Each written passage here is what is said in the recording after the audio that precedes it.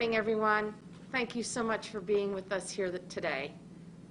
I'm joined by Pat Allen, Director of the Oregon Health Authority, and Dr. Dean Seidlinger, our state epidemiologist.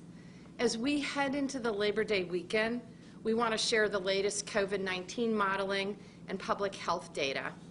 But first, I'd like to talk with you about the situation in Portland. The protests in support of racial equity and police accountability started many weeks ago, 100 days ago. During this period, state-elected leaders, working with community leaders from around the state, have attempted to rise to that call. Here's what we've done so far.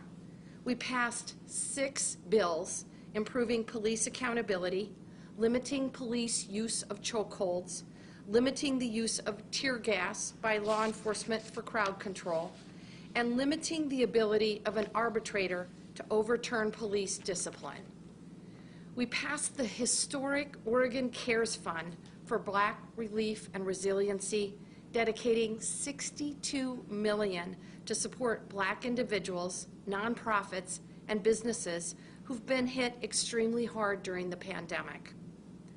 We established dedicated funding at the Oregon Health Authority for community-based organizations to further support our communities of color, tribal communities, and vulnerable populations across the state during the pandemic. I established the Public Safety and Training Standards Task Force. They are working to develop recommendations to re-envision law enforcement training and create new standards to hold law enforcement accountable and improve the training processes and standards for law enforcement officers statewide. Finally, I launched a statewide Racial Justice Council to center racial equity in future budget and policy decisions.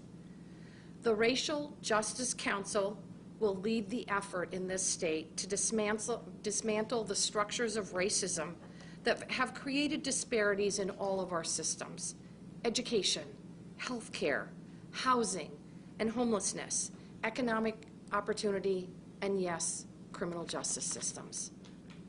For those who have experienced racism and discrimination firsthand, I know that slow and steady progress toward justice doesn't feel fast enough. It isn't. Like many of you, I too am angry that Black and brown Oregonians continue to fear for their lives and for their families. These accomplishments are just a start, but it's progress in a relatively short period of time. I and other elected leaders need to continue to be held accountable for reducing the economic and health disparities in our state and in our society. We have to create the space for healing and conversation so we can achieve racial justice. That's why, included in my plan to bring peace to Portland, is a community forum where I'm inviting protest organizers and community leaders to a forum where we'll work toward racial justice and police reform. The forum will start meeting in the coming days. I've listed all of these activities I've been working on with community leaders because achieving racial justice and accountability for law enforcement is my goal here.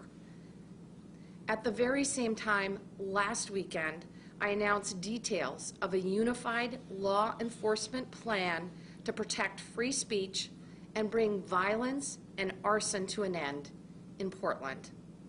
There needs to be a community-wide effort to stop the violence, because the violence must stop, period. So we must do both things. We must be tireless in our pursuit of racial justice. We must be tireless in our pursuit of accountability for law enforcement. And we must also work together with responsible law enforcement to end violence and arson in Portland. And this needs to happen immediately. Our country's worst moments have been defined by fear and hatred, and our greatest moments are defined by peace, understanding, and justice. The only way through this is if we work together. That's true of racial justice, and it's certainly true of the pandemic that we have been facing now for the past 6 months. As we head into the long weekend, I do want to remind Oregonians across the state to make smart choices when it comes to COVID-19. We've seen 3 times now how get-togethers among family and friends during holiday weekends have led to surges in COVID-19 infections and taking our progress backward. It happened after Mother's Day weekend, it happened after Memorial Day, and after July 4th, where we saw upticks in COVID-19 cases. So I ask you, as you make your plans for Labor Day, please don't let your fatigue with these restrictions take us away from our collective goal of reducing infection and preventing deaths. We're truly all in this together. The more we all follow good safety practices, the safer you and your family will be. I've also heard from students across the state. They want to get back to school. My central goal is to reopen in-class learning for all of our children. If we continue to make smart choices, we will get there. I know it. We will also be able to keep our businesses open. So this weekend, please stay local as much as possible. Stay small. We know gatherings can dangerously spread COVID-19 among those without, especially among those without symptoms who unknowingly spread the disease. Stay outside. If you want to get together with others in a small group, do it outdoors. Your risk of getting infected is lower. I obviously know it's really hot out right now. Stay safe by covering your face. Wear a face covering or a mask. It will protect you and the people around you. And support your local businesses. It's one of the best things you can do for our economy and our fellow Oregonians right now. Before I turn it over to Director Allen and Dr. Seidlinger to talk further about these safety precautions and where Oregon is in fighting COVID-19, I also want to remind Oregonians that it's unfortunately also fire season as well. This will be an unseasonably hot week. Please act responsibly when outdoors to prevent wildfires. Please follow burn bans and practice fire safety. It will keep our homes, our lands, and our firefighters safe, and it will preserve the beauty and bounty of Oregon. Thank you, and with that, I'm going to turn it over to Director Allen. Thank you, Governor Brown. Again, I'm Patrick Allen, Director of the Oregon Health Authority. I'd like to provide an update today on where we are in the pandemic and our response to it, and then I'll turn things over to Dr. Dean Seidlinger, our state epidemiologist, to provide an update on the latest COVID-19 model. We enter the Labor Day weekend on a clear downtrend in daily COVID-19 cases throughout the state. Since the peak of the pandemic in mid-July, we have experienced a 30% drop in weekly cases. That's a really encouraging sign, and it's validation that more people are taking seriously the guidance to wear face coverings, to practice physical distancing, and to limit gatherings. Our collective efforts appear to be slowing the spread of the virus for the time being, but we need to keep up the pressure for much longer if we hope to reopen schools for classroom instruction and see our businesses and communities recover. That'll require adapting to the reality that COVID-19 continues to lurk among us for the foreseeable future. We continue to see social gatherings as one of the primary ways this disease spreads. The choices we make not only affect us and our families, but our neighbors and our communities. We simply cannot celebrate this Labor Day and all the holidays coming up in the fall and winter the way we have celebrated them in the past. Since we reopened the state, we've seen increases in daily case numbers after holidays, particularly after Mother's Day, Memorial Day, and the 4th of July, as the governor observed. We cannot have that happen again. Not after the hard work we've put into slowing the virus, and certainly not if we want to set ourselves up for success this fall and winter when flu season returns. We urge you to stay close to home this holiday weekend, to hang out with your family members, and to catch up virtually with extended family and friends.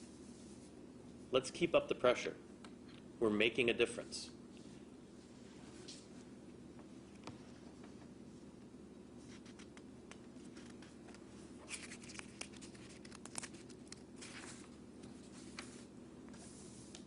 Now I'll give you a quick overview on the status of the virus in Oregon.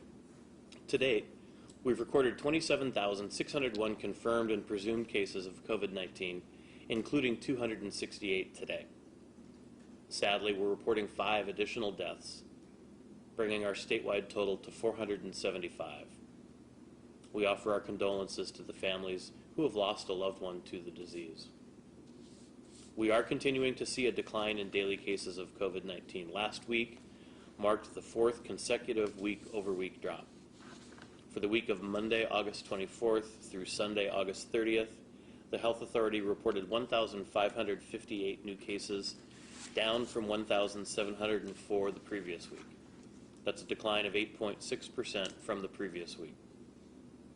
Sadly, there were more deaths reported during that week, a total of 39, up from 32 the prior week. Meanwhile, the percentage of positive tests dropped to 4.4%, marking the first time since late June that number has been below 5%. We hope we can keep it at that 5% threshold and potentially be able to resume in-person K through 12 education sooner rather than later. These promising trends suggest that after months of playing defense, we're on a path towards sustainably flattening the curve of COVID-19. But as I said earlier, we cannot relent. Recent history shows that any lapse in our collective vigilance or in our individual judgment can have far-ranging impacts on us, our families, and our communities. It's not just about flattening the curve, it's about keeping it flat. So again, please wear a face covering when outside or indoors when you can't maintain 6 feet of physical distance. If you have a small family gathering, consider hosting it outdoors rather than indoors. Wash your hands frequently. With that, let me turn things over to Dr. Seidlinger. Thank you, Director Allen. Today we released our latest modeling, which shows that although we're making progress against COVID-19, we cannot let up. While many of the changes we made seem simple, limiting our gathering sizes, keeping our distance, and covering our faces, they have tremendous impacts on our mental health, our social lives, and our economy. But we must continue the hard work. The model we released today shows that the current rate of transmission has fallen to a point where each case is generating less than one other case. In fact, it shows each case is generating 0.9 other cases. This is known as the reproductive number. For this reason, daily case numbers are dropping. This is tremendous progress. But it will only continue if we keep up the pressure. We cannot ease up and let social gatherings on Labor Day send our rates back up. The virus is extremely contagious, spreads very quickly, and it wouldn't take much for cases to spike again. When we modeled scenarios, we looked at if transmission continues as it is, with people following the precautions and the guidance that is out there. If that happens, we know that by September 24th, the new daily cases would drop from 410 from today's 560, resulting in us learning about 150 of those cases each day. That's a tremendous improvement. There would be 6 severe cases. Those are cases that would require admission to the hospital. As I said, this reproduction number is 0.9, and it means our cases will continue to drop, but only if Oregonians continue our physical distancing, continuing to wear our face coverings, and continue to practice the earlier safety guidance. But if we get more people to follow this guidance, then we could see the rate of transmission drop by another 5%. By September 24th, we'd see 240 daily cases. We'd diagnose about 90 of those. That's less than 100 cases reported a day. Only 5 cases would be admitted to the hospital each day. Our reproductive number would be at 0.77. That means cases would infect significantly less people each time. But if we stop practicing these guidance or people get lax, if we see Labor Day being celebrated in unsafe ways or other gatherings happen, we could see a rise in cases. If the current transmission were to rise by just 5% from our current levels, our reproductive number would be over 1 to 1.05. our daily cases would rise to 790, with 180 being diagnosed each day, and an additional 11 people would be hospitalized each day. So the takeaway from our model this week is very clear. We've made great progress through hard work and sacrifice, but those gains are tenuous. As a result of the progress, we're gradually looking at reopening some lower risk activities, such as reopening public pools and playgrounds. We are moving forward with science and safety in mind, and whether we can keep sectors open and operating in a safe manner depends on all of us continuing to practice the precautions we know to keep COVID-19 at bay. There is so much at stake if we fail to keep up the pressure. As Governor Brown and Director Allen have noted, this holiday weekend could erase all those gains if people celebrate in unsafe ways.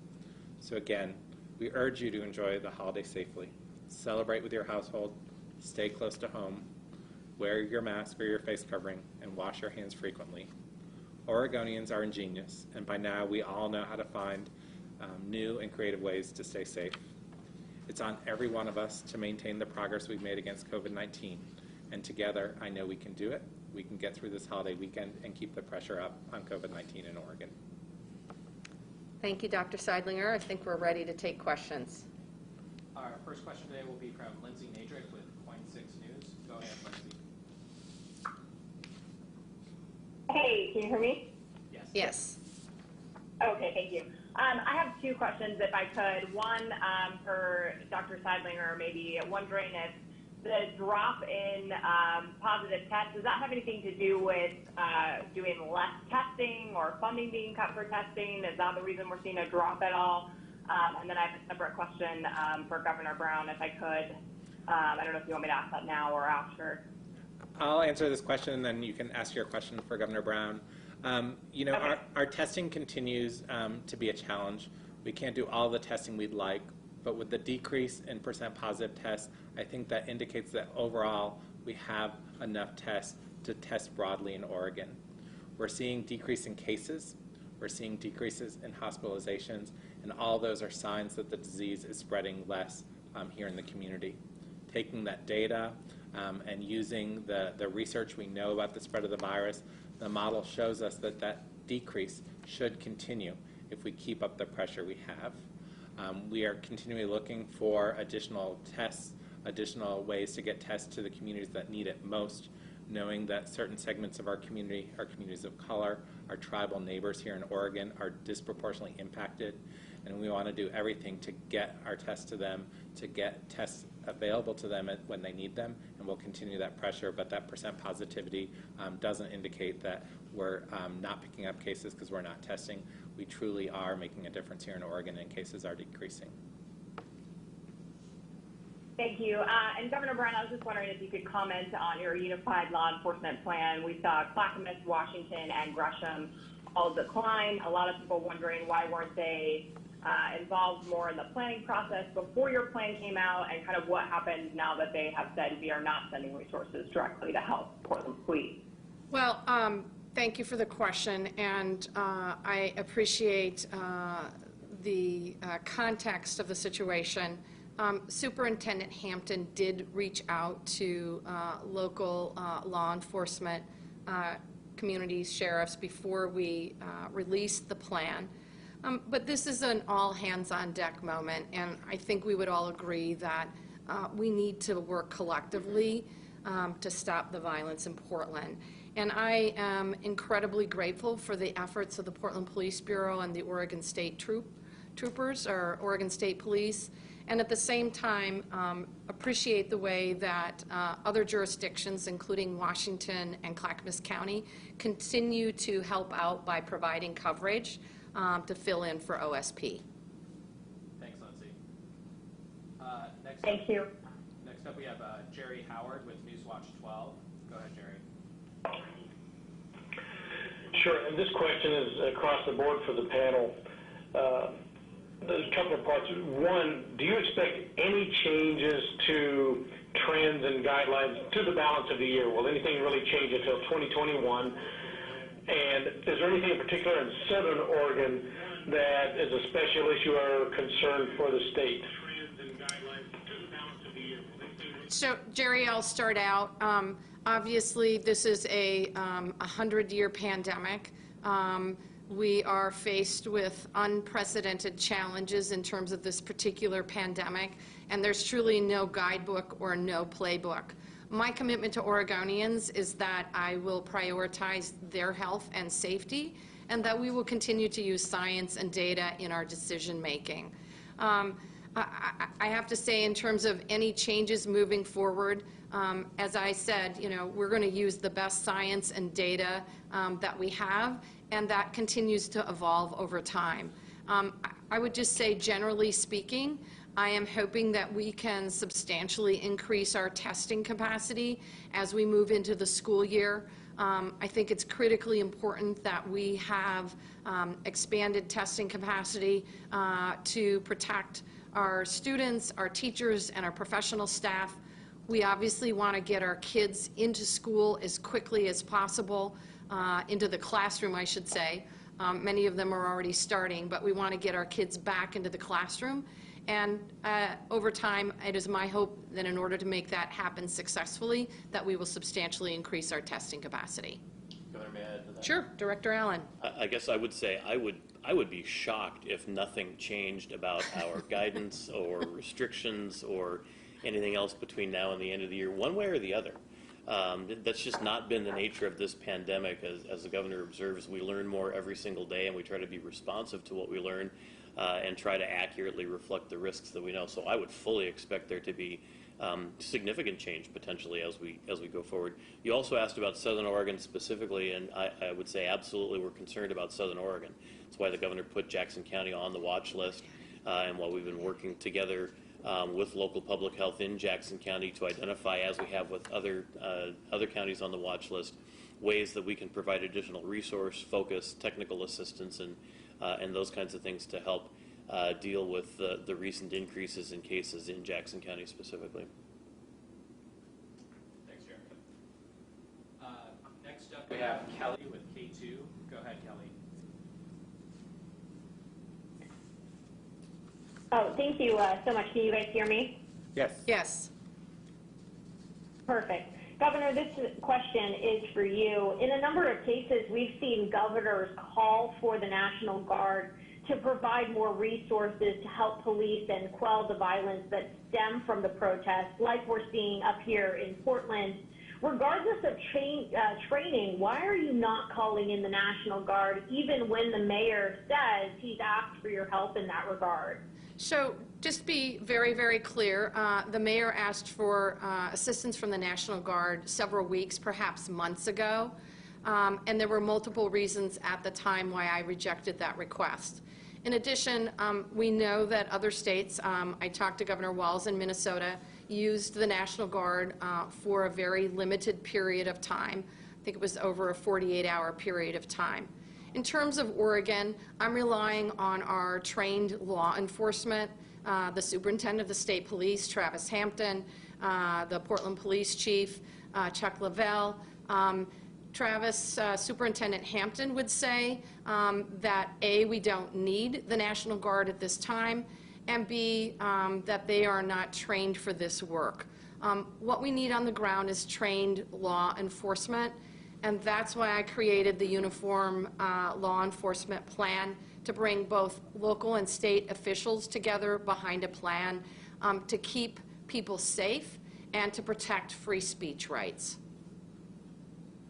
And then my second question is, can you tell us about OSP being basically martialized and how they became or got the ability to do federal work and protection in that way, and how that decision came about? Yes, it was for the period of time. You might recall when we had federal officials in on the streets of Portland. I made an agreement with the White House for them to remove these federal officials and for Oregon State Police to step in and assist. My understanding is that Oregon State Police were deputized for the purposes of protecting federal property at that time. If you have further questions, I would really encourage you to speak with Superintendent Hampton and his team at the Oregon State Police. And just quick follow-up, will you ask the president for help? I have asked the president for help many, many times. I have requested from the White House additional resources for personal protective equipment. We've asked the White House for additional testing supplies and capacity. And I continue to ask the White House every single day for additional financial assistance. As you know, the state and our local jurisdictions, our cities and counties are struggling financially, just like families across the entire state. And it would be extremely helpful if Congress were to come together around a package to assist the states. My governors across the United States can't agree on what color the sky is, but I can tell you, to a governor, we would all agree that our states, our local jurisdictions, and our tribes need additional financial assistance, and we need it now. Thanks, Kelly. Our next question comes from Gary Warner with EO Media. Go ahead, Gary. Yeah, hi, Governor. Looking back at the rates that we've had so far, was there any point that we might have been able to have large outdoor events, something like the Pendleton Rodeo or duck football games? And when did we really hit a spot where that just wasn't going to happen? When did you know that those kind of things weren't going to happen? Gary, I don't know if I can answer the when, and maybe my state epidemiologist can. But I just have to say to Oregonians, I know this is really, really hard. I know many of you love going to Autzen Stadium and watching our Oregon Ducks kick the Washington Huskies. I know many of us enjoy going to the Pendleton Roundup. Honestly, it's some of my favorite time and some of my favorite memories in Oregon. So I know that this is really, really hard. And in terms of when, I'll turn it over to our state epidemiologist. Thank you. I think as we discussed kind of reopening and exiting our Stay Home Save Lives through the month of April, and reopening began in May, we knew that we would see increased transmission, and that did happen. As you've heard in the remarks earlier, we saw increased transmission occur with holiday gatherings, Mother's Day, Memorial Day early in the summer, and 4th of July later in the summer, and really saw tremendous increases in cases in the month of July or at the end of June through the month of July that continued. Those numbers went higher than we had hoped, higher than we maybe had expected, and so we weren't able to open additional activities. We know that some of these activities, they seem safer. They gather people outside for a football game, for the rodeo, but they come with a lot of associations, people getting together to eat, to socialize in smaller, more close-knit groups, and bring additional risk. So, the governor made difficult decisions that we would limit the gathering size across Oregon because that really helps the safety and the health of all Oregonians. And we've seen that play out. We continue to have some of the lowest rates of states across the country. Oregonians have continued to make sacrifices, but we can continue to look forward to the day that we can return to the rodeo, to the Pendleton Roundup, that we can continue to cheer on our favorite football team, whether it's the Ducks or the Beavers, and that we can go back to some semblance of normal. But this fall and this winter isn't the time for that. We continue to see fairly widespread disease in our community, even though we've done a great job. And so we'll have to think about our past activities when we went to those, keep the memories alive, and look forward to the future. Gary, I'll just add in terms of the Pendleton Roundup, my recollection, I had multiple conversations with the committee planning for the Pendleton Roundup and the executive director and team, and we talked about the multiple options that the Pendleton Roundup had in terms of keeping people safe, but also celebrating the spirit. I think this was the 110th Roundup. I could be wrong. Somebody will send me a note. But it was I think that's true, yeah. It was the Pendleton Roundup itself that made the decision to not hold the Roundup this year. And I really appreciate their leadership and their work with the community. Thanks, Gary. Thank you. Next up, we've got Aaron Ross with OPB. Go ahead, Aaron. Oh, Hi, Dean. Hi, Director Allen. My question for you is, so it sounds like that a couple weeks ago there was a lot of discussion about potentially closing indoor dining or looking at travel restrictions or things like that to curb the cases. But it sounds today like there's consideration of reopening certain low-risk outdoor activities like playgrounds and swimming pools.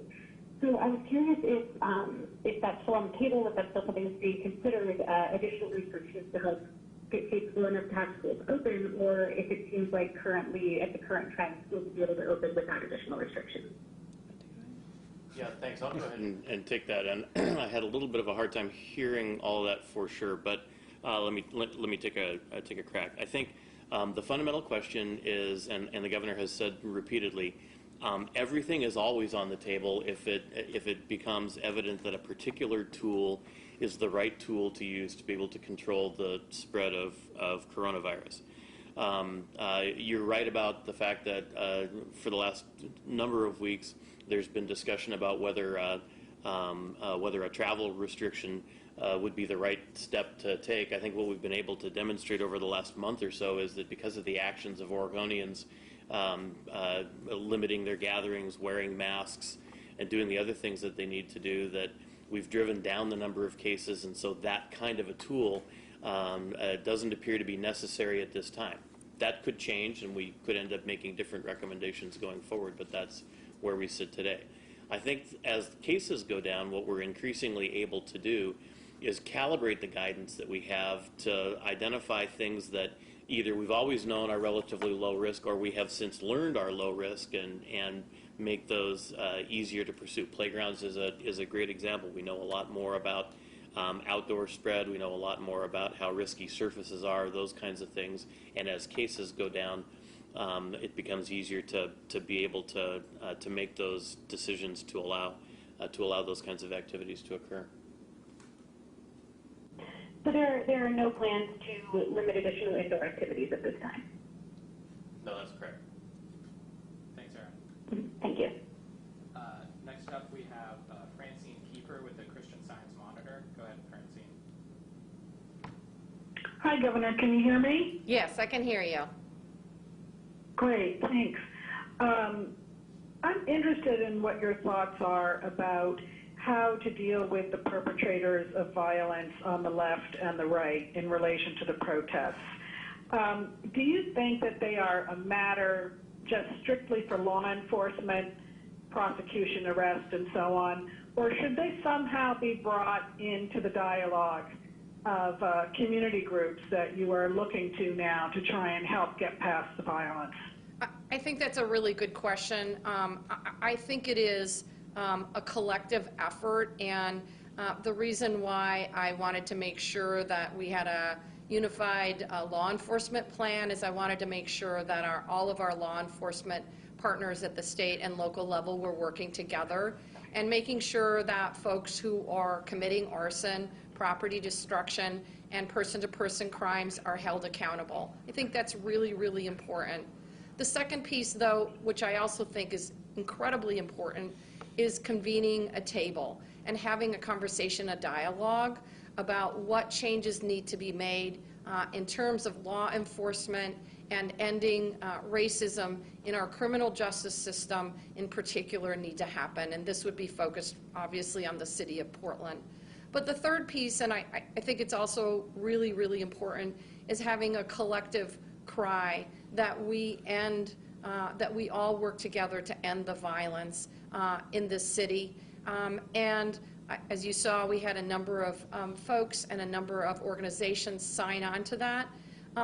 But I think the goal here is to build, as Dr. King would say, a beloved community, and that we want to create an Oregon where everyone can thrive, everyone. And that's something that we have to co-create. That's something that we have to re-envision. That's something that we all have to work together on. And that's work that I am absolutely committed to doing in my time as governor. Thank you. Thanks, Francine. Next up, we have Amy Green with the Oregonian. Go ahead, Amy. Yeah, thank you. I have two questions. The first question has to do with reopening playgrounds and swimming pools. I've heard the governor talk about the importance, the priority being opening school classrooms again. Would playgrounds or swimming pools possibly open before in-person classes across the state? Thank you. I mean, I believe that the Oregon Health Authority has released guidance for playgrounds and pool reopening, and I'm going to have Dr. Seidlinger speak to that. Sure, Amy. I believe that guidance, updated guidance on playgrounds and pools should be released today. As Director Allen stated earlier, we've learned a lot about the transmission of this virus in outdoor settings like playgrounds, and the surfaces on those playgrounds are much less risky than we thought early on in the disease. So these activities, which were already available in most of the state in our Phase 2 counties, are being added to statewide guidance to improve access across the state for those who haven't had it before. Similar to pools, we know that pool swimming is safe.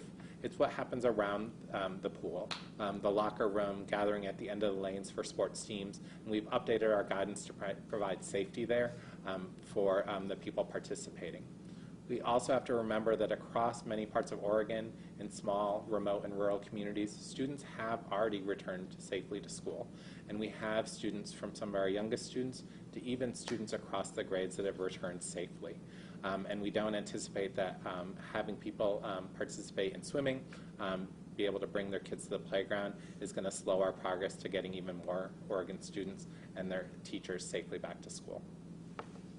I mean, the only other thing that I would add is as the virus continues, we continue to refine our approach as we get more information and more data.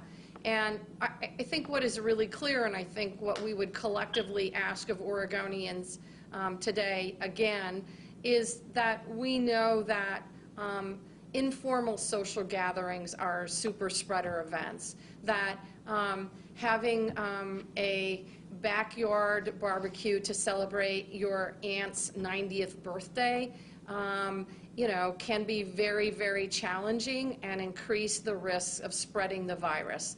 That's why we're asking people to do a number of things, to keep it small, to keep it outdoors, and to wear face coverings if you can't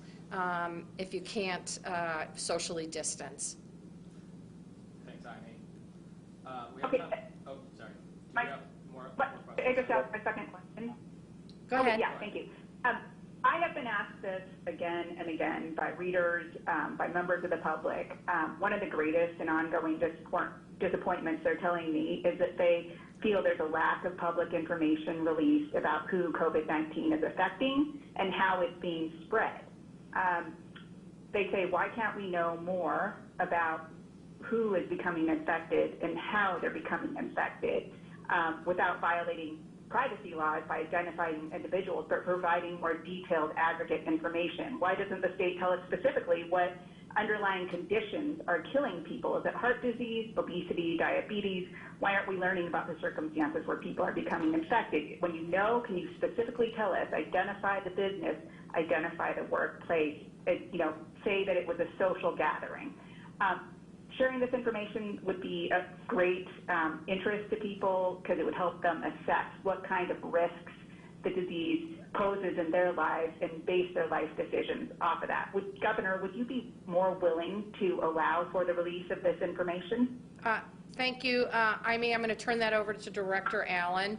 And I will just tell you, states have taken very different approaches in terms of what information is released and what is not. Oregon has erred on the side of transparency. As you mentioned, obviously this is always a balancing act. And while we want to make sure that Oregonians across the state have the information they need in order to protect themselves, we also need to be able to protect individuals' medical privacy. Director Allen. Thanks. So I'd make a few comments about that. First of all, I think we have a wealth of information along the lines of what you're talking about that we make available every day, every week, every month. We are one of a minority of states that have an A+ rating from the COVID tracking project run by Atlantic Monthly that gathers data across all of the states. We have been clear about the risks to Oregonians and what those things are that have an impact on transmitting the coronavirus. We keep coming here every week talking about social gatherings, talking about get-togethers, talking about congregating in groups, and the fact that that is high-risk behavior and is one of the leading causes of transmitting the disease. So I just don't know how we can be clearer about that. I'll let Dr. Seidlinger talk a little bit more about. Go ahead. No, just let me just finish the thought real quick, and then you can follow up. In terms of co-occurring diseases or contributing factors, I think what we have tried to say is, because we've been successful in Oregon and the number of deaths is really small, Oregon-only data about specific individuals, specific contributing factors is not very useful to people, and that the data that CDC publishes is much more comprehensive and more useful for people to have an assessment of their own personal risk of an underlying cause. And that's what we said clear back in, I think it was May, when we began to, when we moved away from trying to release that information. The last thing I'll say, and then you can follow up, or I can turn it to Dr. Seidlinger, is we have tried to provide a lot of information about specific cases, more than public health professionals are generally comfortable with. And there comes a point when you provide enough specific detail about specific individuals, you are, for all intents and purposes, identifying that individual. And in a pandemic, people are still entitled to their own medical privacy. And so I think we're trying to, as the governor says, run that balance in a way that we provide Oregonians with information that they can use to protect themselves, while still making sure that people are entitled to privacy. Dr. Seidlinger, you want to talk about the CDC information on underlying causes? Yeah, thank you for that. As Director Allen stated, we have fairly low case rates here in Oregon. Our fatality rate is amongst the lowest in the country. And even our hospitalizations, while at a large number, it's hard for us to say everything we can about the virus, which is why Oregon is one of several states that has participated even before COVID in influenza surveillance. And we share in-depth chart reviews from hospitals and healthcare systems across the Portland metro area, covering a large percentage of the Oregon population on the underlying conditions behind hospitalizations and deaths. And this data contributes to that CDC data set that Director Allen stated. And I think by bringing our data together with other states, we can show what are those underlying conditions that put people more at risk. Things like obesity, which we know is one of the highest risks. People with 2 or more underlying conditions are at greater risk, so diabetes and lung disease, together. And Oregon data, our in-depth chart reviews that we're doing are contributing to that. And by putting our efforts there, contributing to the bigger picture so that we can get a more clear-cut answer about what puts people at risk, is providing safety, providing information to help Oregonians make decisions, rather than some initial information that we are doing fairly rapidly to get information out to the public about those underlying conditions, but maybe wasn't as complete as we would like. We're able to focus our efforts, contribute to the national picture, and provide people clear decision-making skills or opportunities. Thanks, Jaime. We have time for just a few more questions.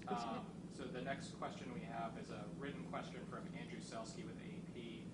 Andrew asks, Governor, what do you have on efforts to track down Michael Forrest Reinhold on the warrant issued against him for a homicide and his killing yesterday? And are you concerned that clashes against protesters and counter-protesters in Portland will escalate and become more deadly? So I don't have any more specific information about Mr. Reinhold, and I would encourage Andrew to speak directly with OSP, the Oregon State Police, as well as federal authorities. In terms of the violence in the streets of Portland, I continue to remain concerned. That's why, at the request of community leaders, we have issued a collective call to end the violence, to end the property destruction, the arson, and the person-to-person violence in the streets. This violence is a distraction from the critically important work that we need to do to eradicate racism and build a better Oregon for everyone. At the same time, I know that everybody must be held accountable. And it's really clear, at least to me, that we have not always held our law enforcement officials accountable. That must change. At the same time, we need responsible law enforcement to help keep our communities safe. And I hope that we can come together as a community, as a state, to work to end the violence in the streets of Portland and to build a better Oregon for everyone. Thanks, Andrea. Next up, we have Alex Zelinsky with Portland Mercury. Go ahead, Alex. Alex, are you there? Yes, can you hear me? Yes, go ahead. Hello? Okay, thank you. Yeah, Governor, you just mentioned the importance of holding everyone accountable for violence, especially, or not especially, but uniquely also law enforcement members. I'm curious if what that looks like, if the tools that you see in the state, both locally and statewide, to hold officers accountable for violence, person-to-person violence against protesters, are working, and if not, where do you see change needing to begin? Is it in the criminal system, or is it in kind of another tool? Yes, all of the above. As I mentioned at the outset, we've passed 6 bills in the last few weeks to improve police accountability, limiting the police use of chokeholds, limiting use of tear gas, and limiting the ability of an arbitrator to overturn police discipline. In addition to that, I established the Public Safety and Training Standards Task Force. This is really, really important work, and the goal here is to develop recommendations to re-envision how we train law enforcement in the state. The Department of Public Safety and Standards Training oversees training for all of the law enforcement officials within the state of Oregon. And I think it is time that we re-examine how we train these officials. So short term, change the law. Longer term, obviously, deal with how do we look at law enforcement training differently that would produce better outcomes and truly keep all of our communities safe. We're going to have to look at best practices not only across the country, but frankly across the world. And that's going to take some time. I expect that there may be some recommendations for the 21 session, but it may be 22 as well. In addition, I convened the Racial Justice Council. They will be focused on the broader spectrum of criminal justice reform. The legislature and my administration have taken some steps, but I would consider them baby steps to eradicating racism in our criminal justice system. And it's multiple, and I could have this conversation for hours with you. It includes changing the faces of our judiciary. It includes changing our criminal penalties in statute. As an example, 2 years ago, 1 year ago, we reduced the penalty for possession of a controlled substance from a felony to a misdemeanor because we knew that African American and Latinx men were specifically impacted by that. So it includes that work. It includes how are we looking at our bail system? Are there better, fairer ways that we could do this? So it is all of these pieces. There needs to be action. There needs to be action quickly, and there needs to be longer, prolonged collective work. So it's going to take time. And I realize, go ahead. Go ahead. Sorry. So those are all really strong reforms that are going to be proposed kind of down the road. But I'm curious kind of what officers who have assaulted protesters, members of the public in the past few months, if you think they need to be held accountable for those actions and in what way? Absolutely. And I do believe that the change in statute to the police arbitration legislation will assist with that. And that is the other piece of why I'm convening, frankly, local officials and community members to have a conversation about what changes can be made immediately.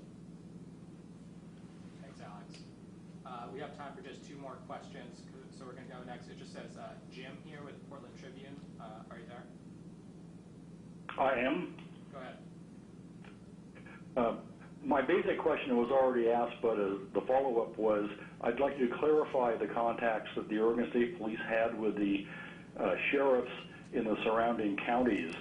They had said they were not contacted in advance before the unified plan was announced, and you were saying that they were. So would you go back over how they were contacted and what they said? My understanding, I had a conversation with Superintendent Travis Hampton. My understanding is that he reached out to both of their teams. I don't know if he spoke directly to the sheriffs, but he did talk with the teams. This is work, honestly, that we do through mutual aid agreements and have done for years. And what I will say is this. I really appreciate the efforts of our local law enforcement outside the city of Portland to assist our Oregon State Troopers. I hope that that continues, and I hope that we can continue to build stronger partnerships with them. Thanks, Jim. Last question today is from Galen Etlin with KGW. Go ahead, Galen. Yes, thank you so much. Good morning, Governor. We've had some viewers ask why your anti-violence statement this week about ongoing unrest in Portland mentioned white supremacy, but did not also include mention of groups like Antifa and other bad actors. Why was that? And also, what is your response to City Commissioners Chloe Udaly and Joanne Hardesty not signing on to that anti-violence statement? So the first question is, why did I specifically hold out white supremacist organizations? Because my goal, my vision for a future Oregon is to build a better Oregon where everyone can thrive, and that means eradicating racism. And so my understanding of these organizations is they're based on hate, and I think it makes it really difficult for us to build what Dr. King would call a beloved community. In terms of the two commissioners, I don't know why. I know that Commissioner Hardesty was unavailable this week. And Galen, I can just add that Commissioner Udaly did sign on to the letter this morning, so that happened after we sent out the press release. Oh, excellent. Thank you very much. And just to follow up, would you plan to address issues with Antifa as well? We will continue to work with the community to make sure that folks understand that our goal here is to stop the violence directed toward property, to stop the arson, and obviously stop the person-to-person violence that's happening. Yes. Thank you.